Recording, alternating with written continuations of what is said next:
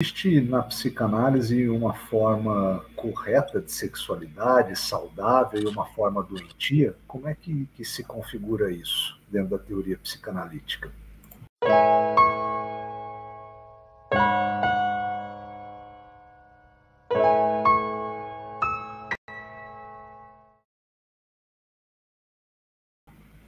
Olha, Calil, em absoluto, né? Não se tem uma normatividade da sexualidade em psicanálise, né? Hoje, principalmente na nossa contemporaneidade, autores contemporâneos em psicanálise mostram isso que acabei de falar, né? De que você, na heterossexualidade, na homossexualidade, seja como for, você tem configurações da libido, de como a libido se organizou naquela pessoa. Não é alguma coisa que tenha uma superioridade sobre outra. Uma não pode se constituir enquanto norma e a outra desvio. Como pensamos por muito tempo a questão, por exemplo, do homoerotismo. Então, os homoeróticos não são iguais entre si. Os heteroeróticos também não, né? Então, enquanto analista, a gente, por ossos do ofício, vamos pensando de forma muito específica para pessoas, para sujeitos específicos. Os analistas evitam muito grandes generalizações, não é? Na sua exposição, no seu pensamento, porque sabem que a riqueza da vida se dá nos detalhes, se dá nas reticências, se dá na vírgula, como já disseram, né?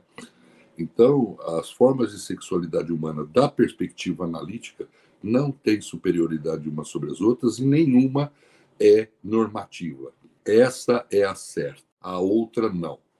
Naturalmente, você tem, de forma sociocultural, na cultura de matriz judaico-cristã, como a nossa, a ideia de uma normatividade da heterossexualidade.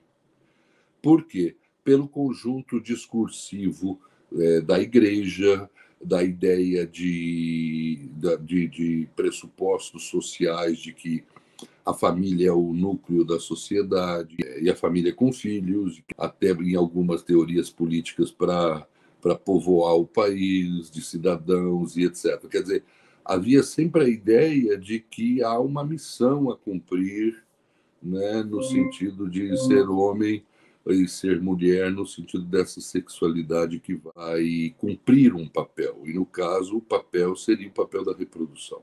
Ora, que ela cumpre um papel reprodutivo da perspectiva biológica, não há dúvida nenhuma. Mas, da perspectiva psicanalítica, o fato dela ser reprodutiva ou não é de só menos importância, né? Dentro da teoria freudiana, por exemplo, o campo da sexualidade ele passa por um percurso bastante complexo de constituição das fantasias, da psicossexualidade, como mencionei, que envolve posições teóricas que Freud denominou como orais, anais, fálicas, genitais. Mas o que importa é que a genitalidade, para o meu argumento que estou tecendo aqui com você, é que a genitalidade aparece no fim desse processo. Ele não é um a priori, né? Freud foi o primeiro a nos dizer do valor para as neuroses da chamada dinâmica da sexualidade infantil. O que lhe custou, imagine só, né? No universo antissemita da Viena do final do século, início do século XX.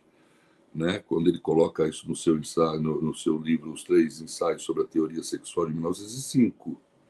Você imagina, Calil, colegas, o que era em 1905, numa Viena antissemita, ele era judeu, de moral vitoriana, puritana, católica, você propugnar a existência da sexualidade em uma sexualidade infantil na base das fantasias que sustentavam, por exemplo, a histeria. Equivalente a chutar a santa, né, pessoal? Então, precisou muita coragem, muita integridade intelectual para construir essa teoria, né, que, no meu entender, da minha concepção, na relação transferencial que tenho com o fundador da psicanálise, uma das coisas que mais admiro nele, que foi a sua integridade e a sua coragem, né, de levantar questões muito, muito, muito polêmicas e que lhe custaram e custam até hoje ataques virulentos, né, Camilo? Então, essa ideia de normatividade simplesmente não existe da perspectiva psicanalítica no que tange a sexualidade. Tem um grande analista vivo hoje no mundo, atua em Londres, recomendo os livros dele a todos aí que nos ouvem, chamado Adam Phillips. Um dos livros de Phillips fala da nossa modernidade e tem um título bastante interessante chamado Louco para Ser Normal, Calil. Quer dizer, a busca de uma normalidade hoje, de ser normal. E o ser normal, no caso, significa não desejar. O ser normal significa ser cool, ser avesso a intensidades e etc., que a gente, de fato, tem visto. Há uma busca de uma normalidade. Num universo de situações socioculturais hoje, extremamente rico, mas profundamente desnorteante para boa parte das pessoas. Porque parece para muitas pessoas de que o mundo perdeu o norte, né? De que nós perdemos a moral, de que nós entramos numa era de trevas, estamos sem nenhum norte da melhor moralidade para nos orientar e etc. Né? Eu, enquanto analista, penso que hoje nós temos uma relação com a sexualidade bem andando para e passo com certas coisas que estão ocorrendo na modernidade há uns 30 anos, no mínimo, que é a substituição dos ideais do eu, que sempre inspiraram as pessoas, né, a buscarem um aperfeiçoamento de si, uma excelência de si no que quer que seja, e esses ideais do eu foram sendo paulatinamente substituídos pela cultura de massa, pelo consumo de massa, pela ideia de que tudo isso, esses ideais do eu, é uma bobagem, é uma coisa moralista, de classe média passadista, né? E que o que importa é a aquisição de objetos esses fetichizados, e fetichizados pela mídia. Fetichizados, o que quer dizer? Que seriam objetos que nos garantiriam o olhar do outro, o reconhecimento do outro. E dentre esses objetos, obviamente, também há o objeto transformações do próprio corpo. Então, esses objetos garantiriam o olhar do outro. Então, há um decréscimo violento do campo dos ideais do eu, e, junto com isso, vai aumentando aí esse campo desse ideário de sucesso como relacionado às suas possibilidades financeiras de alcançar esses objetos fetiches. Né? E aí o dinheiro, essa coisa toda, vai sendo elencado como quase santificador. Né? No Brasil, por exemplo, é uma coisa... Né? A pessoa que quer adquirir uma grande capacidade financeira, ele é santificado, não importa como conseguiu. Né? Há uma santificação daquele sujeito enquanto um grande modelo. Então, parece que o único modelo de sucesso de alguém é o modelo financeiro, porque isso garantiria o acesso a esses objetos fetichizados. Né? Em paralelo com isso, você tem o elencar do ideal amoroso, que parece ter sido o único que sobrou desse processo dos objetos fetiche, o ideal do amor. O amor nos salva, o amor é redentor. Agora, que é um ideal romântico, antigo. Num contexto de subjetivação contemporânea, onde os sujeitos são subjetivados narcisicamente, ou seja, num contexto onde o outro aparece como um possível rival, como alguém que me ataca, que aparece muito pouco enquanto um colaborador, um amigo e etc. É sempre alguém que compete comigo em algo. Ora, nesse contexto clivado, onde, por um lado, esse outro é visto assim, mas, ao mesmo tempo, eu tenho um ideal amoroso que supõe a existência do outro e cuja regra é eu me fundir no outro, obviamente, o que nós estamos vendo na modernidade é que o amor ficou traumatogênico, diferentemente dos tempos de Freud, né, onde a sexualidade era traumatogênica. Hoje nós vemos que amar virou uma tremenda batata quente na mão da maioria das pessoas, e a sexualidade passou por um processo nesses anos que os teóricos da escola de Frankfurt diziam um processo de racionalização, ou seja, ela foi posta no discurso da cultura, até por colaboração da psicanálise. E então ela deixou de ter aquele campo enigmatizado que tinha na época da histeria, né? aquela aura, e foi sendo despojada dessa aura dentro de um processo de racionalização que transformou a sexualidade ou em algo que vem de mercadoria ou ela própria é uma mercadoria. Ela perdeu muito desse poder traumatogênico, não que não tenha mais. E o amor, derivado desse processo que ocorreu com os ideais do eu, colega, ficou sendo o único ideal salvador. Os ideais científicos, políticos, utópicos, tudo isso foi embora para o saco, né? O que importa são os objetos fetiche e a condição financeira para alcançá-los, porque esse negócio de ficar correndo atrás de ideal do eu é coisa complicada, é coisa que dá trabalho e é coisa de intelectual masoquista. Então vamos direto aos objetos fetiche, que é mais fácil.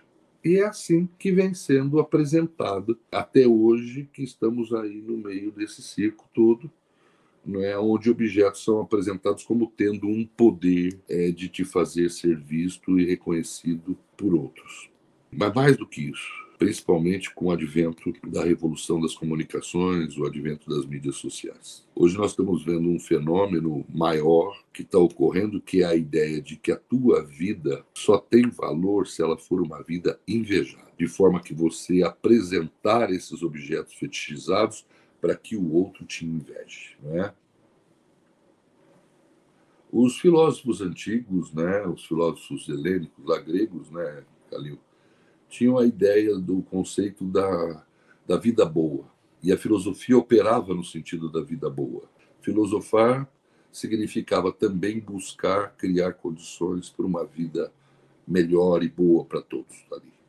Só que isso não tinha um objetivo fixo por ali. Sempre falando e filosofando sobre isso. Na nossa cultura, essa ideia de vida boa foi completamente jogada no lixo e posta no lugar a ideia de vida invejável. A tua vida vale a pena se ela for uma vida que outros invejem. Com todos os derivados e vivências que as pessoas estão passando por causa disso. Que as pessoas desejam ser invejadas, mas temem a inveja. Então nós estamos vendo isso, muitos delírios paranoides, né, da relação com o outro, temores em relação ao outro, da inveja do outro, e assim vai. Então, eu acho que é nesse contexto, estou falando, me alongando mais nisso, que aparece a temática da diversidade sexual, né? Ela aparece por conta da força de certos ideários normativos, por força de que outras posições possíveis da libido não seriam contempladas nessa cultura que tem tais ideais normativos. Tem culturas no mundo onde uma mulher é apedrejada se for adúltera, se o homem for homossexual, ele é morto, enfim, até hoje, né? Quer dizer, nas sociedades abertas, como se chama, nas sociedades livres, isso não ocorre nesse ponto, mas você tem, obviamente, presença de discriminações, mais ou menos abertas, né? O ser humano, pela sua dinâmica narcísica, ele tende a hierarquizar coisas. Não se trata só de respeito às diferenças. Ele coloca como diferente e coloca de uma forma hierarquizada. E mormente hierarquizada de uma forma que a forma que ele se vê seja a superior e a dos outros inferior. O colega psicanalista Christian Dunker tem uma teoria interessante sobre o Brasil a respeito da chamada lógica dos condomínios, né, que gere o país, né?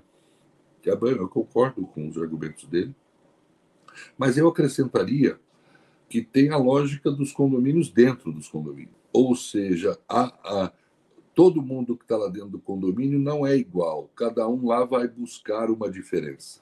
né, no que Freud chamava narcisismo das pequenas diferenças. O narcisismo humano, ele é alguma coisa inalienável e hoje, da forma como a coisa está configurada, ele funciona muito mais dentro do regime ego-ideal. Ou seja, o regime do ego-ideal é aquele que imagina o eu como uma totalidade, uma fantasia de super-homem, né? Fálica, absolutamente fálica. Apesar de parecerem nomes iguais, mas são conceitos opostos. O ideal do eu, pelo contrário, é uma fantasia de incompletude. Ele se apresenta como algo que nos inspira porque nos aponta o que não somos, mas que podemos vir buscar ser. Esse regime narcísico do ideal do eu foi sendo paulatinamente destruído, como falei há pouco. E hoje nós estamos vivendo um regime de ego ideal, onde as pessoas se colocam como totalizantes, né? Nós estamos vendo estrebismos em todo tipo de assunto, em todo tipo de postura, né? Onde se eu falo é verdade, se você fala é mentira. Onde qualquer tipo de debate ele degenera para a violência, para o ataque um ao outro muito rapidamente, principalmente nas mídias sociais. Tá? Então nós estamos vendo esse regime no mundo hoje, não é? Intolerâncias de toda a ordem, né? E tudo isso andando para e passo com uma cultura majoritária que busca valorizar as diferenças, dizendo viva e deixe viver. Numa cultura que valoriza a liberdade, diz assim, a tradição não te garante mais. De quem você é filho, de quem isso, aquilo outro. Nessa cultura, você tem que se inventar e se reinventar.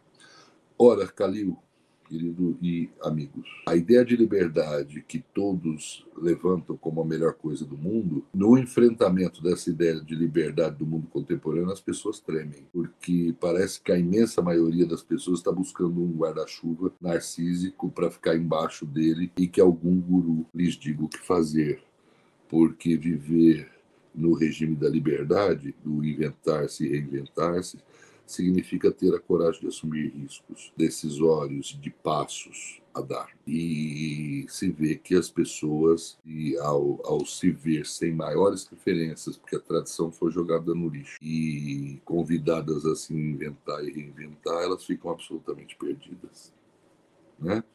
E é isso que estamos vendo, um desnorteio em torno dessa vivência de uma liberdade, de um convite à liberdade em que as pessoas...